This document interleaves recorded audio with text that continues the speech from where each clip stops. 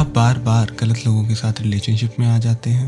हम में से बहुत सारे लोग टॉक्सिक रिलेशनशिप्स में रह चुके हैं। चाहे आप ना भी रहे हों, तब भी आपके आसपास कोई ऐसा होगा जो एक टॉक्सिक रिलेशनशिप में रह चुका हो। ऐसे रिलेशनशिप में आप टॉक्सिसिटी को शुरू में नहीं देख पाते हैं या सिर्फ अपने मन में ही प्रॉब्लम को महसूस कर पाते हैं। ये वीडियो आपको टॉक्सिक रिलेशनशिप से रिलेटेड रेड फ्लैग्स को समय रहते समझने में मदद करेगी। साथ ही में आपको कुछ ऐसे पर्सुएसिव ट्रेट्स के बारे में बताएगी जो आपने टाइम के साथ शायद डेवलप कर लिए हैं, जैसे पास्ट में कुछ हुई चीज़ें और उनसे बदली आपकी सोच। अगर आप अपने ऐसे किसी पास्ट के कारण मेंटली परेशान रहते हैं तो प्रोफेशनल साइकेट्रिस्ट आपकी मदद कर सकते हैं। एक टॉक्सिक रिलेशनशिप क्या होता है? एक ऐसा रिलेशनशिप जिसमें बहुत सारी मिसअंडरस्टैंडिंग्स हों और एक दूसरे के लिए बहुत कम सपोर्ट और ट्रस्ट हो, उसे हम टॉक्सिक कह सकते हैं। आप ऐसे रिलेशनशिप में कैसे आ जाते हैं?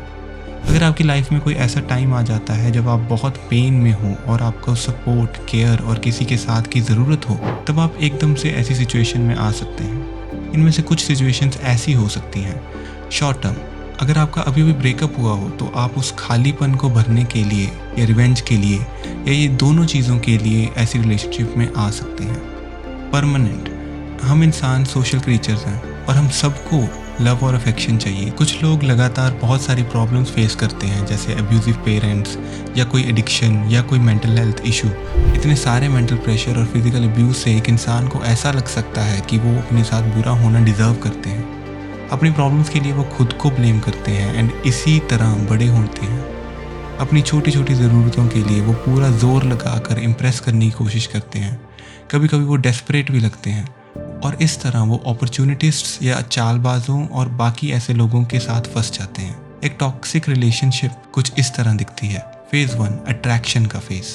ये फेज़ में बहुत सारी अट्रैक्शन होती है। इनमें से कुछ साइंस होते हैं दूसरे इंसान के बारे में ऑब्सेसिव होकर सोचना, हर छोटी मोटी चीज़ को अच्छा या बुरा समझकर उसके बारे में घंटों तक सोचना, बार बार पास्ट की चीज़ें जो उस इंसान के साथ जुड़ी हुई हैं उनको अपने दिमाग में रीप्ले करना, फ्यूचर में होने वाली इंटरेक्शंस और बातों को पहले ही प्लान करके रखना, ऐसी चीज़ें इमेजिन करना जो कि फ्यूचर में हो सकती हैं और उनके लिए इंतज़ार करना, पार्टनर से रिजेक्ट होने का डर होना, पार्टनर पर इमोशनली डिपेंडेंट हो जाना। ये चीज़ें किसी भी रिलेशनशिप में हो सकती हैं। फ़र्क सिर्फ ये है कि इनकी इंटेंसिटी कितनी होती है। एक अच्छी और हेल्थी रिलेशनशिप की शुरुआत एक दूसरे की अच्छी और बुरी बातों को जानने से होती है। एक टॉक्सिक रिलेशनशिप में सब कुछ अननोन और इमेजिनरी होता है और वार्निंग साइंस पर बिल्कुल भी ध्यान नहीं दिया जाता। Phase 2, reality. जब ये नयापन और एक्साइटमेंट ख़त्म हो जाती है तब असली पर्सनैलिटीज सामने आने लगती हैं और वो रिलेशनशिप प्यार और लड़ाई में लगातार घूमती रहती है। शक और जेलसी ऐसी रिलेशनशिप की फाउंडेशन बन जाते हैं। तीसरा फेज़, एंटेंगलमेंट। कोई एक या दोनों को ऐसा लग सकता है कि वो एक दूसरे से पीछा नहीं छुड़ा सकते हैं और वो एक दूसरे के साथ फंस चुके हैं। वो अपने सपने और फ्यूचर को भी एक बार छोड़ने के लिए तैयार हो जाएंगे, लेकिन एक दूसरे को छोड़ने से उन्हें डर लगता है। उन्हें ऐसा लगता है कि शायद उन्हें ये प्यार फिर से नहीं मिल पाएगा और अगर कोई पुराना ट्रॉमा हो तो पेन और बुरे ट्रीटमेंट में रहना एक आदत बन जाती है और उन्हें लगता है कि वो यही डिज़र्व करते हैं। ऐसे रिलेशनशिप ख़त्म होते हैं तो किसी बड़े कारण से, जैसे कि चीटिंग, या फिर वो ऐसे ही फंसे रह जाते हैं। जो रह जाता है वो होते हैं physical and mental scars. Physical scars तो हील हो जाते हैं पर मेंटल स्कार्स बहुत कम ही ठीक हो पाते हैं और इस सब के थ्रू उन्हें ऐसा लगता है कि उनके साथ ऐसा ही होना चाहिए और उन्हें ही कोशिश करनी पड़ेगी और प्यार पाने के लिए। एक टॉक्सिक रिलेशनशिप सबके लिए टॉक्सिक होती है, लेकिन अगर दोनों के ही सिमिलर ट्रेट्स हैं तो दोनों बारी बारी सफ़र करते हैं। लेकिन अगर दोनों में से एक सफ़र कर रहा हो और उन्हें लगता हो कि वो ये डिज़र्व करते हैं तो उनकी सफरिंग बहुत बुरी हो सकती है।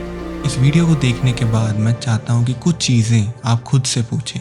अगर आपको ये रिलेटेबल लगता है तो एक बार सेल्फ एक्सप्लोर करें। क्या आप भी ऐसी रिलेशनशिप्स में काफ़ी बार रह चुके हैं या फिर आपके आसपास कोई ऐसी रिलेशनशिप्स में बार बार आता रहता है?